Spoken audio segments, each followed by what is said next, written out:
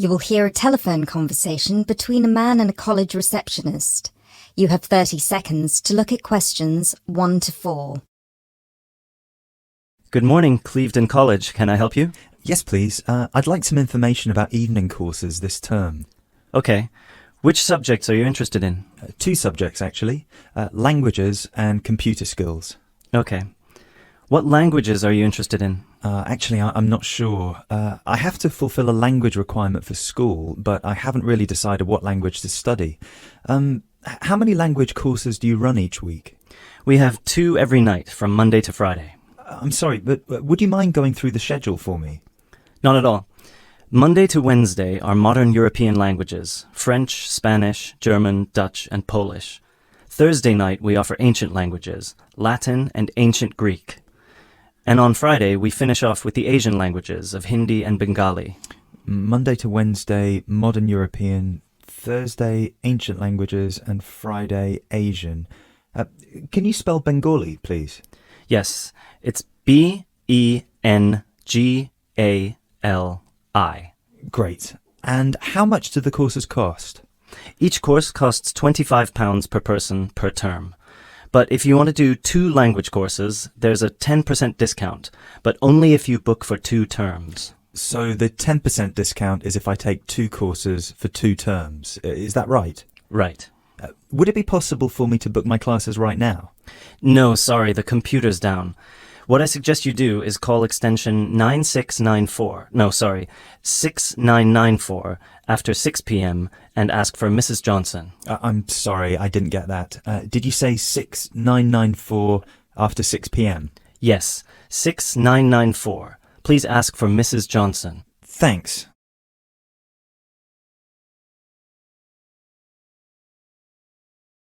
You now have 30 seconds to look at questions 5 to 10.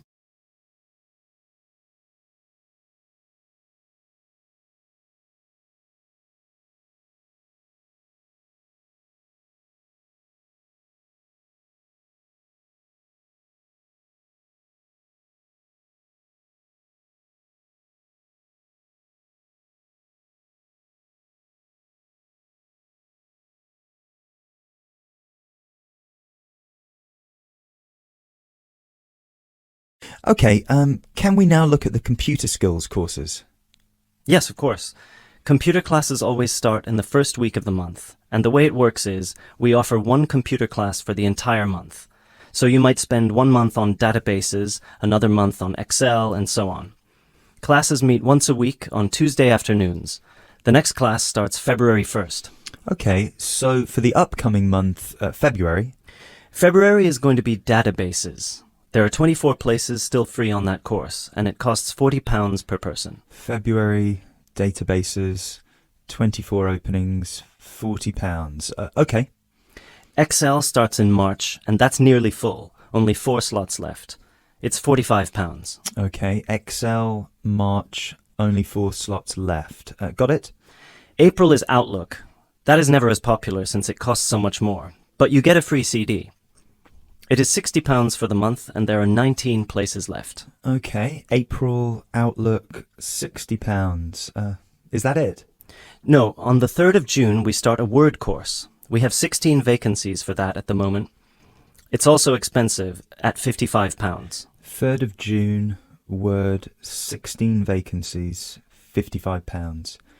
Now, do I call the same number to book a place on one of these classes? No, you have to call Mary Jones, I think. Yes, Mary Jones, extension 9623. Sorry, could you repeat that number? Yes, extension 9623. Please call her before 6 p.m. Okay, many thanks for all your help.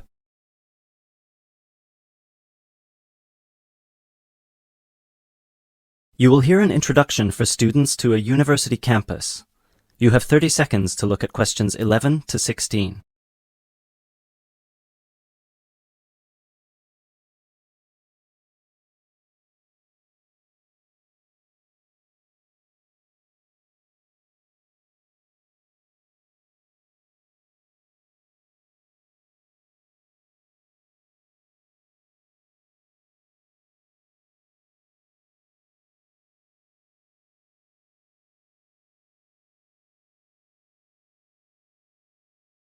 Good afternoon, ladies and gentlemen.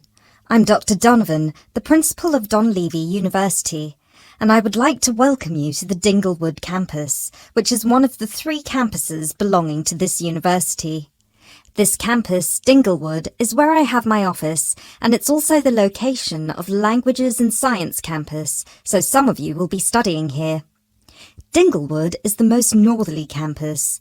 The business studies blocks are in the Churchdown campus in the centre of town, and the southern or Trailway campus, where history and architecture are situated, is to the south of the town.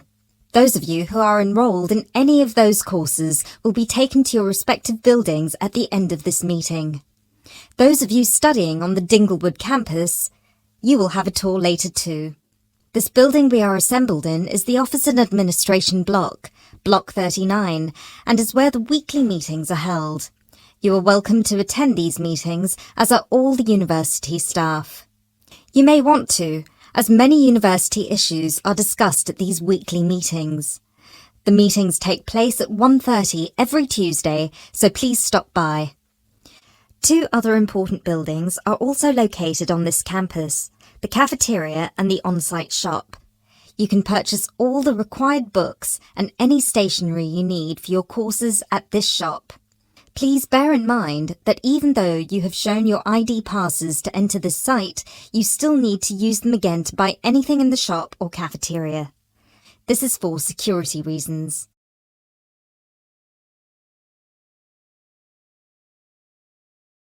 You now have 30 seconds to look at questions 17 to 20.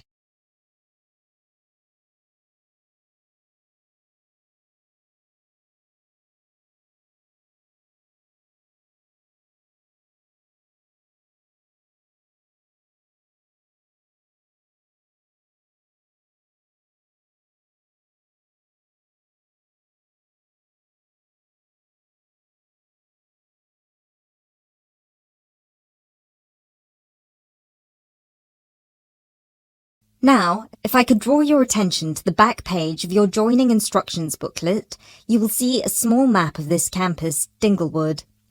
The block we are in now, the Office and Administration block, is located between the Languages Centre, Block 38, and the Physics School, Block 30.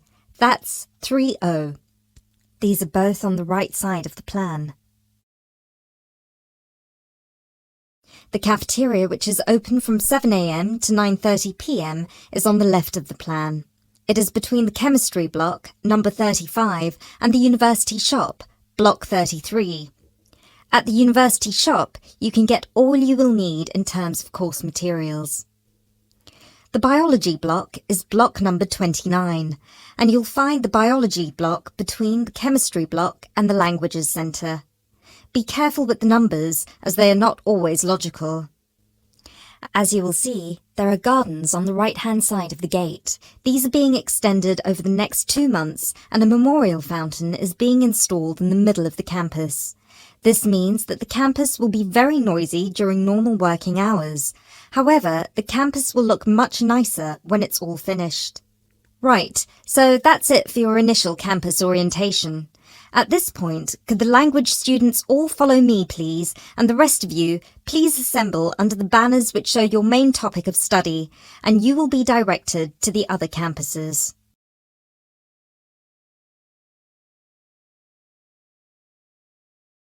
You will hear a conversation between 2 students about a project they are working on. You have 30 seconds to look at questions 21 to 30.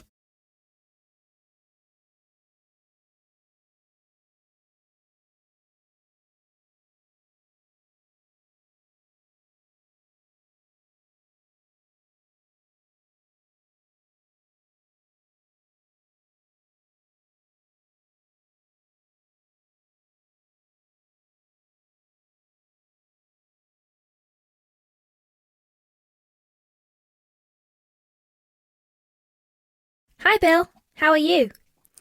I'm okay now, Sarah, but I was so ill last week. Oh dear, what was the problem? Did you eat that dodgy fish in the canteen? No.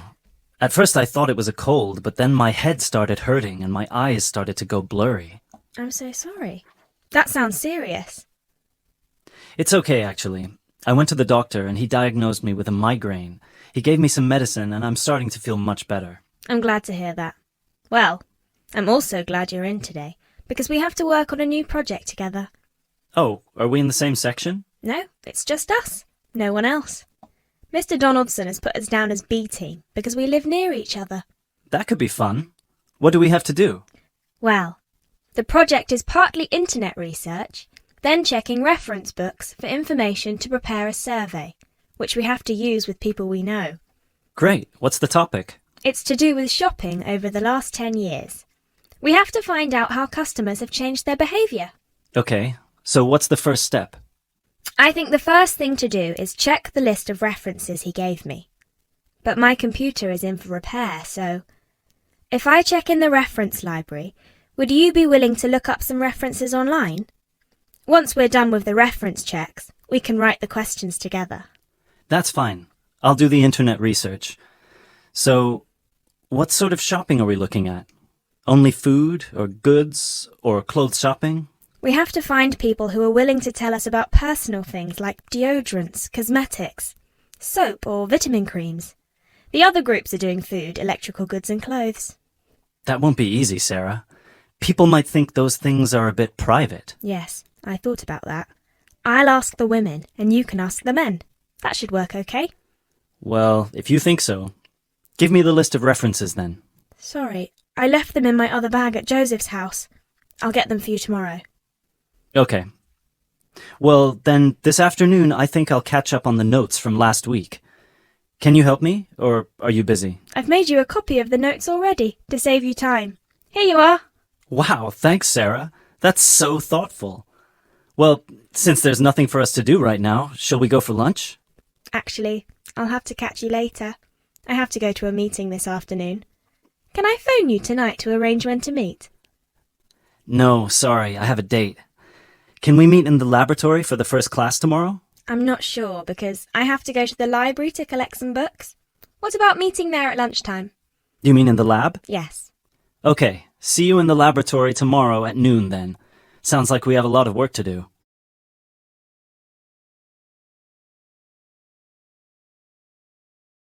You will hear a lecture from the curator of an art gallery. You have 30 seconds to look at questions 31 to 32.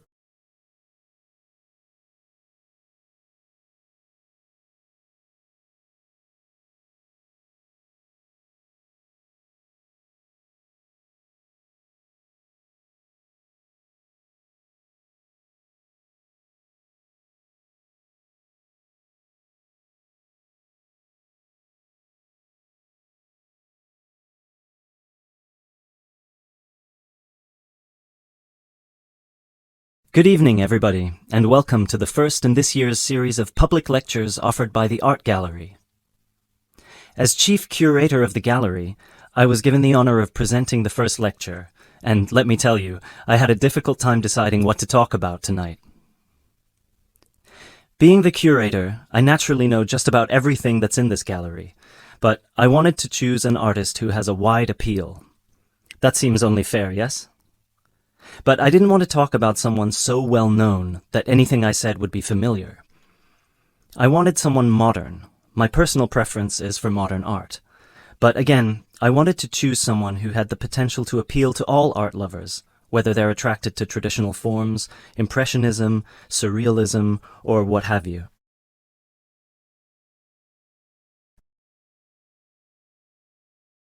You now have 30 seconds to look at questions 33 to 35.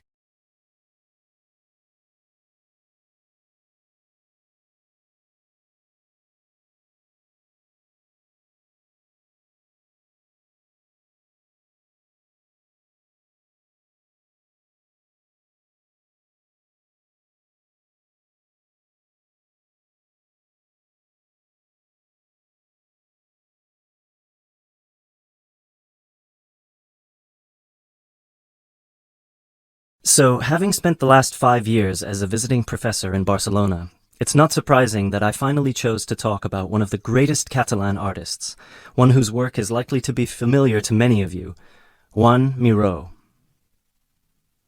Look at this, and this, And this. Ring any bells? Miraut's most famous and most widely reproduced works tend to be like this. Bright primary colors, with lots of asymmetrical forms. He painted on large canvases, larger than himself quite often, and his paintings depicted birds, trees, flowers, and other features of the natural world. But Miraut produced a great variety of work, and it's about some of his lesser-known paintings that I would like to speak this evening.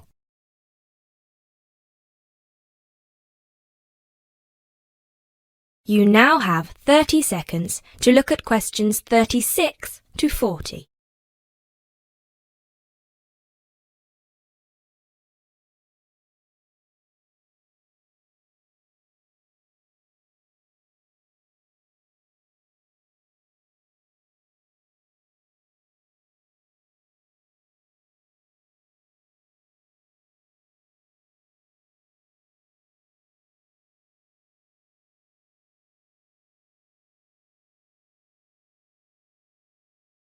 Miraut was born in Barcelona in 1893, the son of a goldsmith. He began to show talent very early, and in 1926 went to Paris, where he was drawn to the surrealists of Montparnasse. He did not define himself as a surrealist, however. He preferred to stay free to experiment with other artistic styles as he wished. Miraut had an intense dislike of much of the painting and many of the painters he knew. He wished to do something totally different to express his contempt for bourgeois art, and yet, ironically, Miraut's success made his work much in demand among art collectors in the world. But we can't really talk about the artist without looking at his art, and that's what I'd like to do now. To take a look at just a few of Miraut's works and think about what it is that makes them special. Special to me and to a great number of people who flock every day to the Miraut Foundation in Barcelona. Let's start with this one of Miraut's best-known and brightest works, Woman and Bird, a sculpture created in 1982.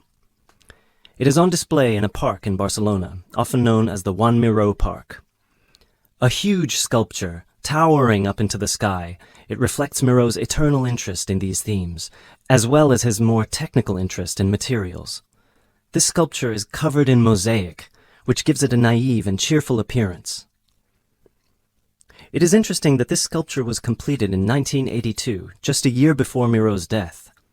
I think it shows that towards the end, he was feeling as playful as a young man, and I think he wanted to share this playfulness in a park on such a big, very public scale.